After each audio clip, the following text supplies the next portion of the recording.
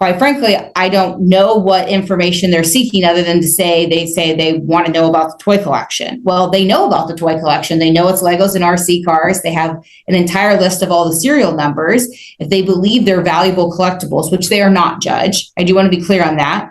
My client is a big fan of Star Wars and he likes Legos. And so he's purchased a lot of the Lego Star Wars sets. He's been gifted a lot of the Lego Star Wars sets. They average about $29.99 a set. They are not rare collectibles. They're not hard to find. They're all over eBay, which is why the list was created as to what their value was. But if she believes that they are worth more than what they are sold for online, then she needs someone who is an expert in that world to make that determination, not her. Welcome to court. Months of failed reconciliation, divorce still unresolved. And today's fireworks include a contempt fight, crypto questions, and a Lego treasure hunt. Watch the judge balance procedure and proof while pushing this case forward. Buckle up, this hearing gets spicy fast. Subscribe, like, and share for more courtroom breakdowns. These parties spent several months attempting reconciliation, which is part of the reason why this case has been on file for as long as it has. This morning, Ms. Locke and I discussed scheduling a structured settlement. The parties have exchanged settlement offers. They do not agree on them, obviously. Otherwise, we'd be here to put a final divorce decree on the record. But they are much closer than they have been. But there were several months where they worked on reconciling, which I think it's important for the court to know that they had attempted to not proceed and that failed. But that caused quite a significant pause in the case as well. And then I do want to put on the court's radar that there is a procedural issue that I need to raise if we're going to proceed on this contempt. We are going to proceed on this contempt. Ms. Levitt, what is the procedural issue that you raise? Your Honor, for when a contempt is filed, it is required by statute KSA 20-1204A subsection B that the order to appear and show cause shall be served upon the party allegedly in contempt by the sheriff or some other person appointed by the court for such purpose. In this case, this contempt was not served on my client by the sheriff or a process server. The return of service shows that it was mailed to my client using certified mail, which is not allowed for under the statute. So although my client is here and present, it's due to the other motion that was filed. The service is not correct on the contempt, and the statute is clear. It says shall be served by a sheriff or process server. What other motion are you referring to? Your Honor, Ms. Locke had filed a motion as to some discovery issues. There was a motion to compel and a request for inspection. So your appearance, your client's appearance on the contempt is a special appearance to challenge jurisdiction. Yes, Your Honor. The statute is very clear as to how service has to be done, and it was not complied with. Ms. Locke, I believe that is a requirement in this case. Why wasn't this served by the sheriff? Your Honor, if it was not served by the sheriff, that is an error on my part. My understanding is that it was sent for sheriff service, but if it was not, that I agree is an issue.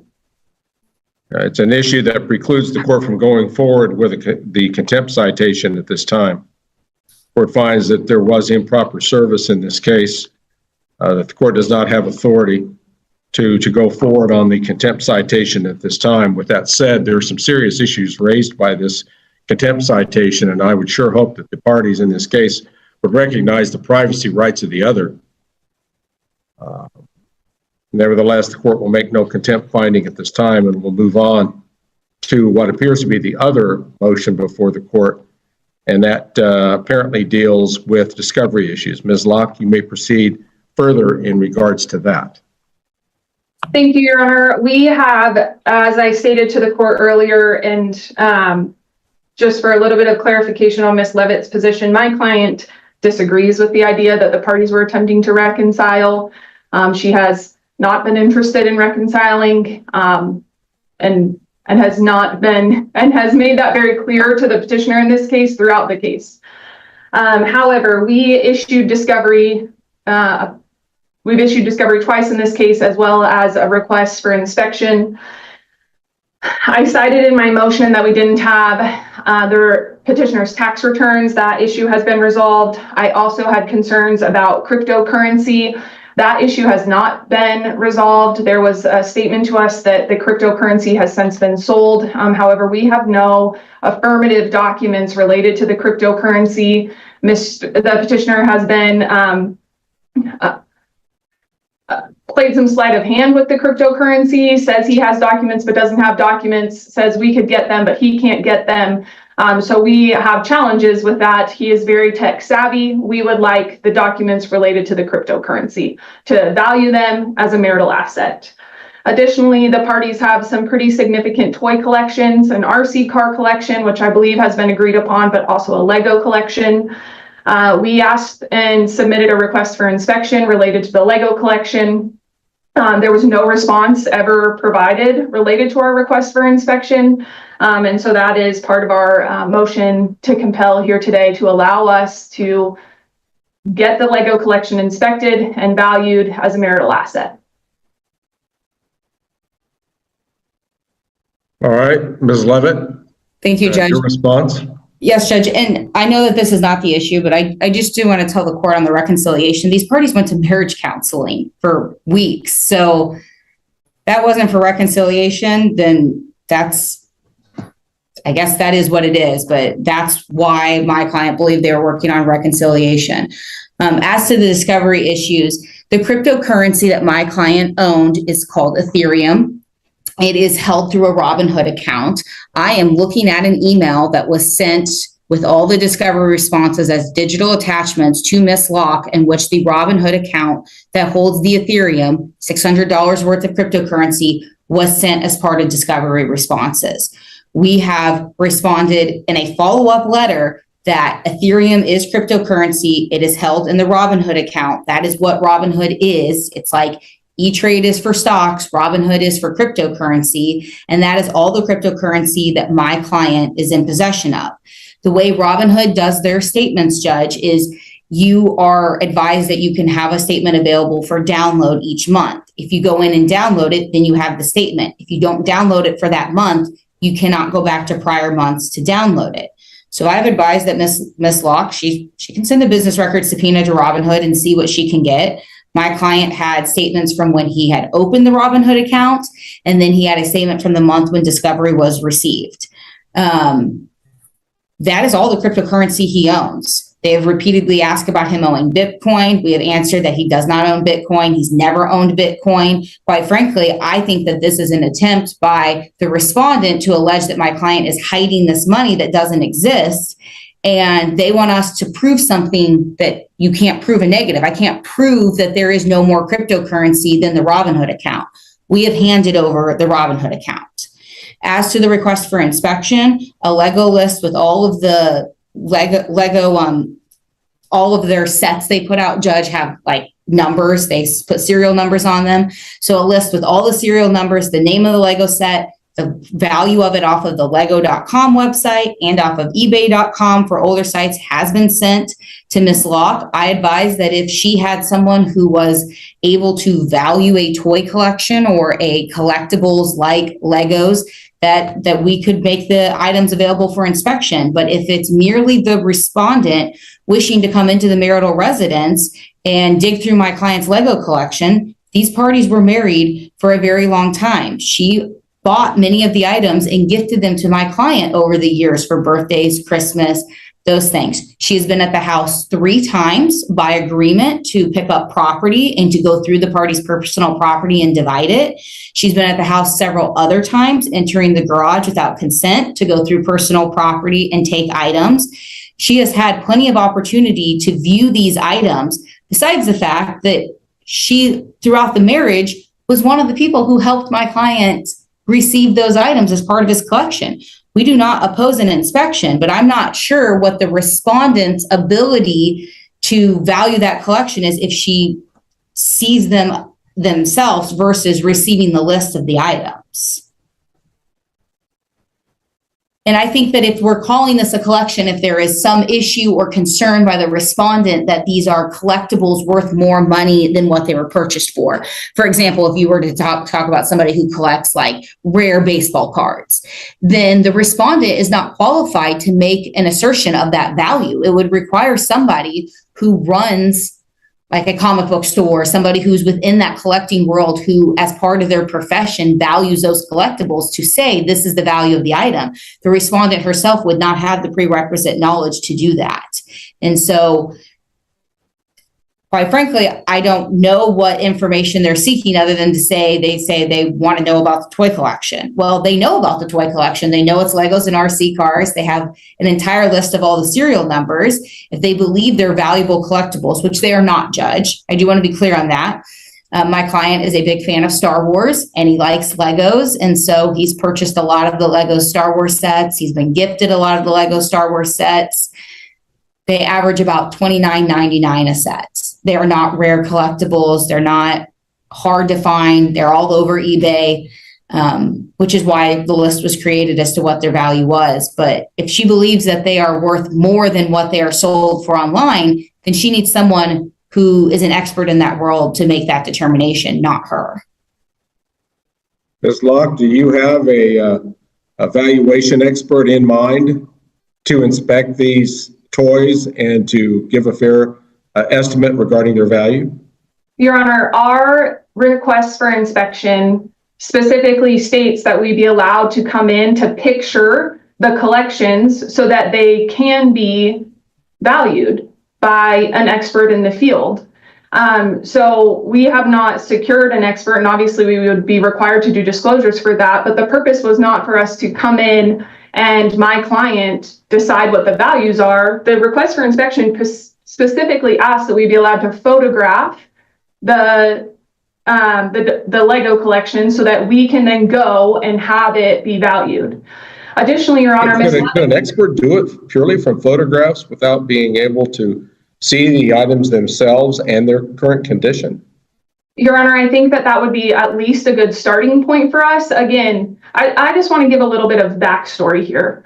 We issued discovery in 2024. We issued a second set of discovery early in 2025. We had to file a motion to compel to get responses to our second set of discovery. Ms. Levitt talks about this list that she provided us of all of these Legos. I got that list at 4 o'clock on Friday. Today's Monday at 10 a.m. So the idea that we've had all of this information and we could have done all of this stuff is just not accurate. I received her document at 4 o'clock on Friday for this hearing at 10 o'clock today, when the request for inspection was in early May. And so there was plenty of time to respond and say, hey, here's the list. What more information do you need? But instead, we're getting this information as a result of us having to file a motion, which is improper. The discovery in these items should be forthcoming. And it should be, Mr. Roberts is not qualified to value a Lego collection in the same way that my client is not qualified to value a Lego collection. So we thought starting with the easiest, most low cost option would be viable to let us come in. Again, we specifically requested the opportunity to come to the house rather than just showing up at the house, to come in, photograph the Lego collection, and then try to have it valued. And I think that request was completely reasonable. Well, if you're going to submit the pictures to a valuation expert, presumably, to determine value, why can't the valuation expert be on site to actually view the items and make a determination that way? I realize that might be a little bit more costly of an option because it would involve more of the expert's time. But I guess I failed to see what value your client taking pictures of these items would have if there's a concession that neither party is in a position to value them. Your Honor, we would be happy to coordinate an expert to come in. But again, these are items that could have been resolved between counsel had a response been filed to our request for inspection. There was never even an objection to our request. They just simply never responded to our request to be allowed to come in. If Ms. Levitt would have said, you can't come in the time frame that you presented unless you have an expert, I would have said, okay, let us get someone on board and we can schedule a time that individual, my client and myself, will come to the house to do the inspection. But those responses are not forthcoming from the petitioner who filed this case and should be the one that is pursuing it. And so these are the challenges that we have faced at almost every set of discovery.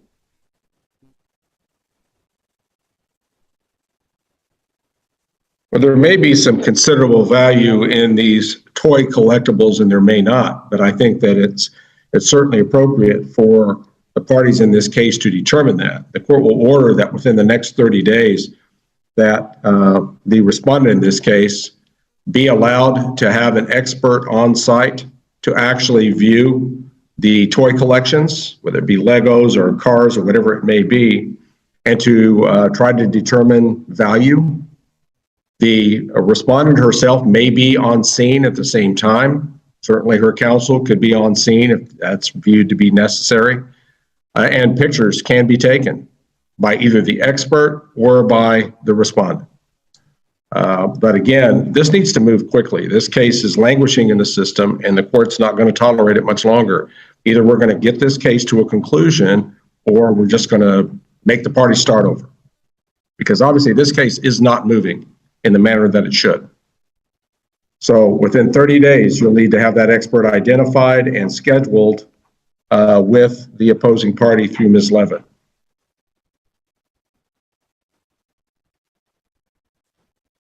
And I would hope that when there's entry into the home for purposes of this inspection and photographing and valuation, that there will not be interference from the petitioner in this process. In fact, I will expect and compel complete cooperation with this process, including the flexibility on scheduling.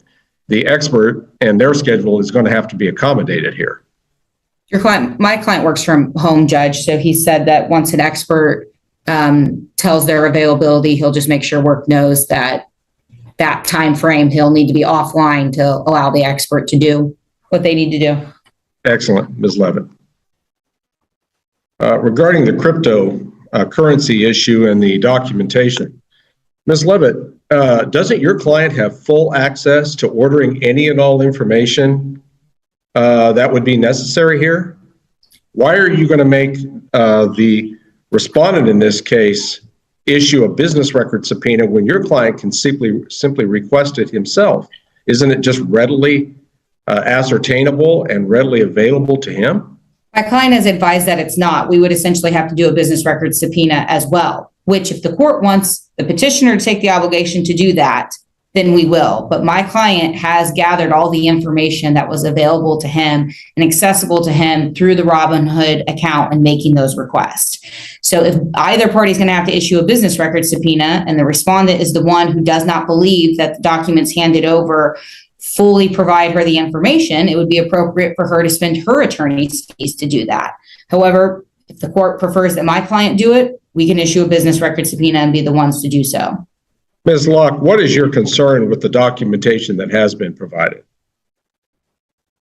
Your Honor, the document that we received is from October of 2024.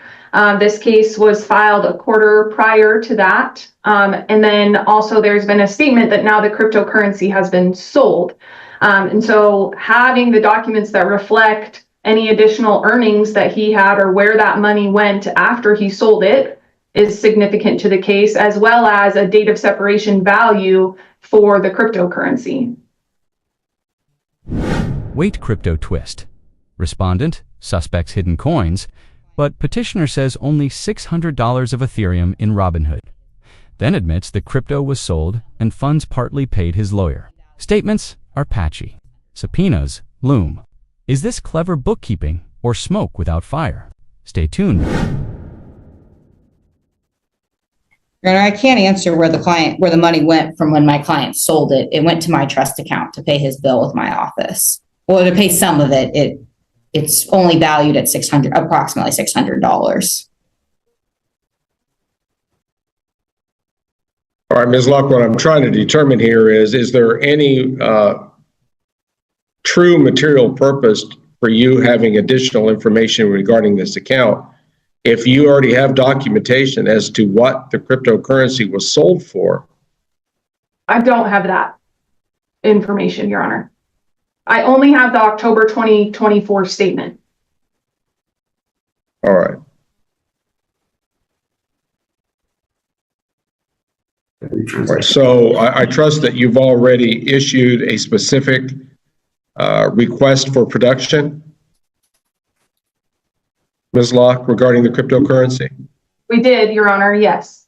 How does it read?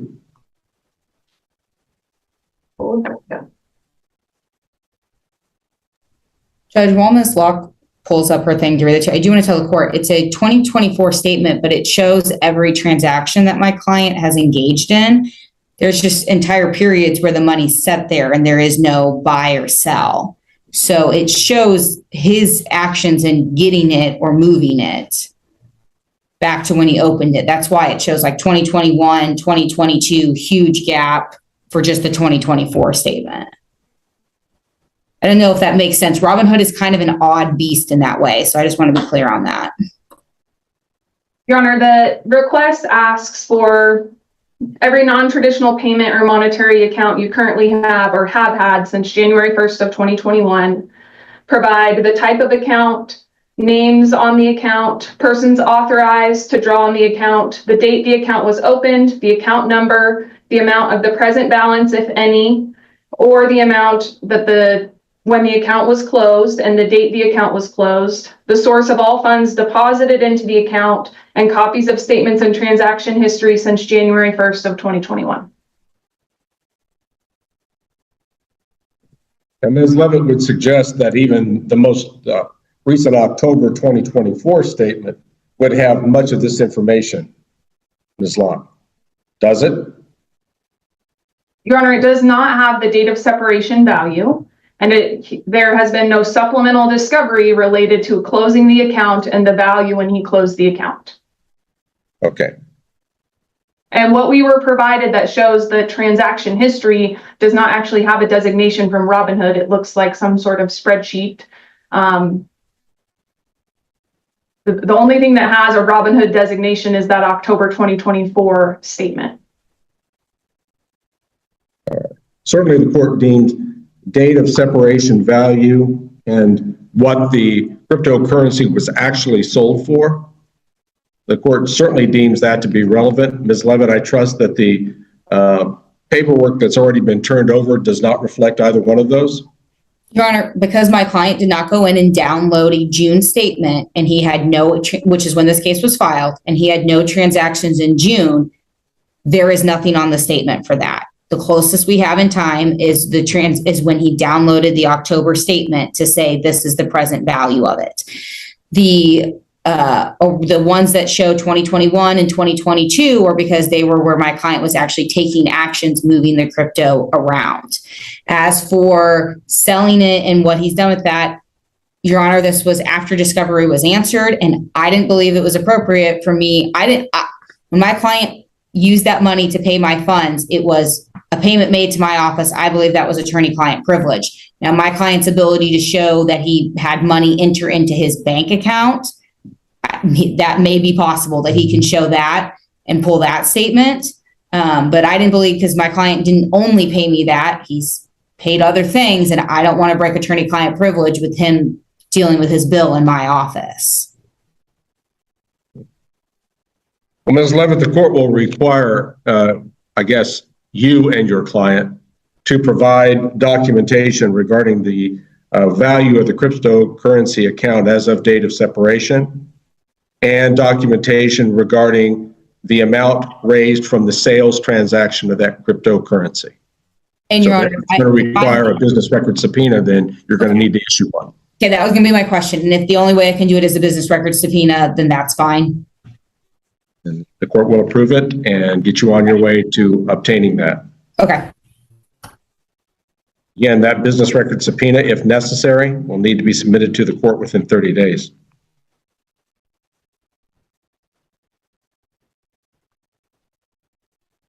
All right. Other discovery issues that we need to address, Ms. Locke? Not from the respondent, Your Honor. Yeah, and regarding where the money went, I'm not really sure why that's necessary to disclose. I do note Ms. Levitt's reservations regarding how some of it may have been diverted over to her office's account. Quite frankly, what the court needs to determine is that there was money that needs to be considered as part of the marital estate. How much was it? We don't make every party painstakingly account for every dollar they spend from time of separation until their divorce is over with. So to address that, All right. Counsel, I also want to put this case on a track for resolution. How much more has to be done after these transactions are complete? Which I'm really kind of contemplating maybe 30 days more to get these things wrapped up before this case is either ready to try or ready to settle. Ms. Locke? We received discovery requests from the petitioner this morning. So we will obviously have a 30-day response window for those requests. And then Ms. Levitt would need to review them, I believe, before we'd be ready to proceed to final settlement. And as Ms. Levitt said, we are in agreement to try to mediate to the extent it's feasible to either get to a complete resolution or at least narrow the issues that would need to come back before the court. Have you talked about who would mediate the case? We discussed Judge Powers, retired Judge Powers. Yes, we're certainly comfortable with that choice, but obviously that'll be up to the parties. And I would trust that maybe that could take place within 45 or 60 days from now. Judge, I can speak to that because Judge Powers is mediating another one of my cases. He does have availability throughout the next 2 months, depending on how quickly we want to do it with, like, say, for example, the Robinhood VRS pending. If we want to wait for that to come back, then it might be, a little bit longer after that, but he does have availability throughout the summer. All right. I'm going to ask my assistant to provide perhaps a suggested date to review this case in August, perhaps mid-August. Mandy, what do we have available to offer? Judge, we have a jury trial starting on the 11th. So Following week?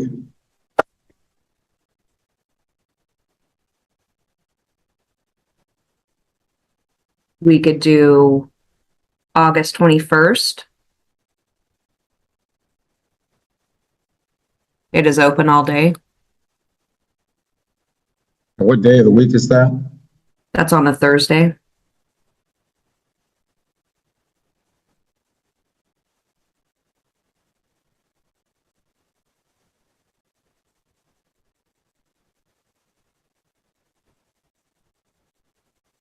All right, we can use that as a possible date. What time are you suggesting, Mandy? We could do 9 a.m. 9 a.m. on August 21, Council? For That Zoom works. status review? My client and I are available, Judge. Ms. Locke? The respondent's available as well, Your Honor. Very well. August 21, 9 o'clock a.m. is set for Zoom status review. Council, I want to see progress made here. Yes, Your Honor. It's highly likely that we'll try to narrow the issues on that date and probably establish a trial date at that time if we don't have the matter settled. August 21 at 9 o'clock a.m. Again, Zoom status review. Ms. Locke, if you would draft an order stemming from today's proceedings regarding the rulings that the court has made. Yes, Your Honor. Ms. Levitt, let me ask you, is there anything further we need to address at this time? No, Judge. All right. Ms. Locke, anything further at this time?